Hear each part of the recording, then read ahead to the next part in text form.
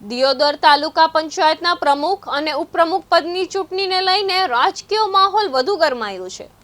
રાજકીય ઘટનાક્રમ વચ્ચે અગાઉ 2 વખત ચૂંટણી મોકૂફ રાખવામાં આવતા કોંગ્રેસે હવે તાત્કાલિક ચૂંટણી યોજવાના ઉગ્ર માંગ ઉઠાવી છે।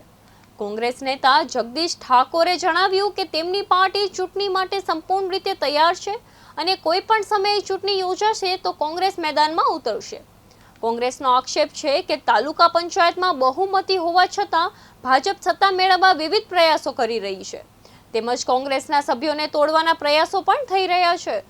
બીજી તરફ સગભારે મહિલા સભ્યને કેન્દ્રમાં રાખીને ચૂંટણી લંબાવવામાં આવી રહી હોવાના દાવો પણ કોંગ્રેસ દ્વારા કરવામાં આવ્યો છે। તાલુકા પંચાયતની સત્તા માટે ભાજપ અને કોંગ્રેસ વચ્ચેનો રાજકીય જંગ હવે વધુ તેજ બન્યો છે। ભારતીય જનતા પાર્ટીનું નેતૃત્વ કેટલું સત્તા લાલસુ છે। 156 17 કોંગ્રેસના આવ્યા, એમાંથી તોડ્યા। 700 સીટોમાં કોંગ્રેસના ઉમેદવાર ફોર્મ ના ભરે એવી દાદાગીરી, પૈસાની રેલમછેલ। થોડી ઘણી તાલુકા પંચાયત કે એકાદ નગરપાલિકા અમારી બની તો પણ એને તોડવાનો પ્રયત્ન। એના ભાગરૂપે 22 સભ્યો છે, એમાં 12 કોંગ્રેસના છે ને 10 ભાજપના છે। દિયોદર તાલુકા પંચાયત કોઈ પણ ભોગે ભાજપની બનાવી છે।